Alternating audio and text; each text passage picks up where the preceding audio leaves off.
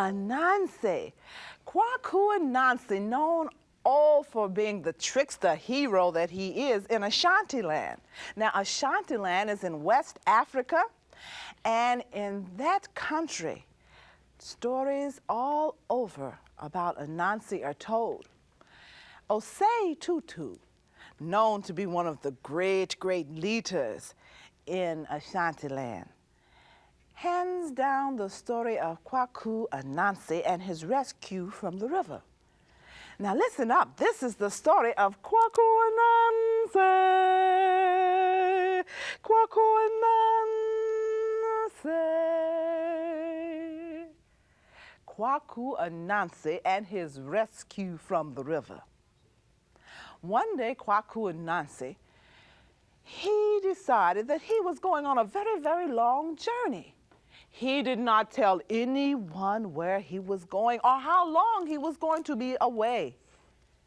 Kwaku Anansi, Kwaku Anansi. Kwaku Anansi went deep into the forest. No one had heard from Kwaku Anansi. They did not know where he had gone. The villagers got very concerned and called upon his sons. Now, Kwaku Anansi had 6 sons, and his first son was Akakai. He had the ability to see trouble, and he saw that his father had fallen into a river in the middle of a very dense forest. Kwaku Anansi's son called his brother. "Come," he says, "our father is in great trouble." And it was Kwaku Anansi's second son who had the power to construct roads, Trakwan. Trakwan was a powerful builder of roads, and he constructed a road through that forest that led them to the great river where Kwaku Anansi had fallen. It was Kwaku Anansi's third son, Shwensu. Shwensu had the power to dry up rivers, and he drank that river dry. There they found that a great fish had swallowed Kwaku Anansi.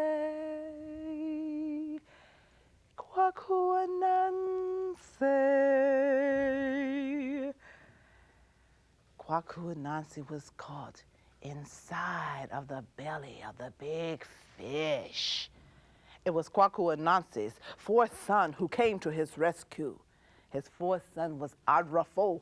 Adrafo was the skinner of game, and he pulled out his sharp knife and began to cut away at the flesh of the fish. There inside was Kwaku Anansi. "Oh," said Kwaku Anansi, "thank you, my sons. Thank you for coming to my rescue." Immediately, Kwaku Anansi headed to the edge of the riverbank. But before he could get to safe ground, a great hawk came swooping down out of the sky and caught Kwaku Anansi in the mouth. Took him high in the sky. "Oh," said Kwaku Anansi, "somebody please, won't you help me? I'm in great trouble." It was Kwaku Anansi's fifth son, Toto Abuo. Toto Abuo was a powerful stone thrower, and he picked up a stone from the ground and he flung that stone in the sky, hitting that hawk right in the eye. Jarred the hawk. The hawk released Kwaku Anansi from his mouth, and Kwaku Anansi came tumbling down to the ground. "Oh," said Kwaku Anansi, "I'm falling. Won't somebody please help me?" And so it was Kwaku Anansi's sixth son, Daiye. Daiye flung himself on the ground and became a nice soft cushion as his father came tumbling down. "Oh," said Kwaku Anansi, thank you for coming to my rescue." And so it was that Kwaku Anansi And his 6 sons went right back to the village that very moment.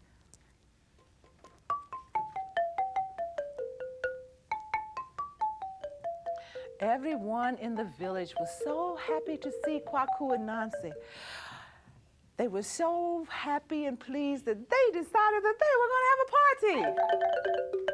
So everyone began in preparation for Kwaku and Nancy's return. They had lots of delicious food prepared and lots of good things to drink.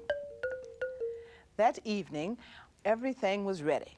All of the dancers came to the feast. All of the drummers came to the feast, because in Ashanti land, when there is a great celebration, there's always lots of singing and lots of drumming and lots of dancing. Finally, everyone had eaten, and it was getting very late in the night. Kwaku and Nancy was so full that he felt that he should again go for a walk into the forest. Kwaku and Nancy, Kwaku and Nancy. That very night, Kwaku and Nancy went deep into the forest. There on the ground, he found a big, beautiful, round, bright light. Oh, said Kwaku and Nancy, I must have this light. It is so beautiful. I will take it home to my sons and give it to them. They saved my life. Kwaku and Nancy picked up the beautiful bright light that he had found on the ground and went back to the village. Everyone was still eating and dancing and singing and having a great time when all of a sudden, Kwaku and Nancy's first son, Akakai, saw the light. Oh, he said, Father, what a beautiful light.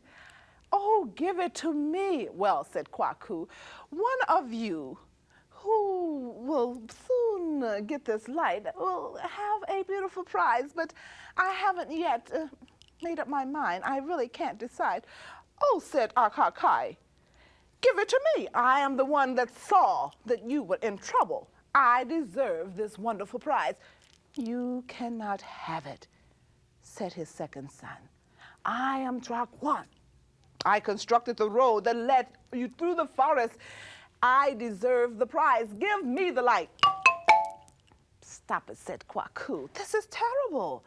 I don't want you all fussing with one another. Well, don't give it to Drakwan. Give it to me, said Shwe and Sewell. I am the one who drank the river dry. I deserve the prize. Give me the light. You can't have it. It is mine. I am the one who should have the prize. I am Adrafo, the skinner of game. I pulled out my sharp knife and cut away the flesh of the fish. You would have still been caught inside. Give me the prize. No, you can't have it. It is mine, said Toto Abuo. I am the one who should have the prize. I am the one who saved Father's life. I'm the one who picked up the stone from the ground, flung it in the sky, and hit that hawk in the eye. Give me the prize.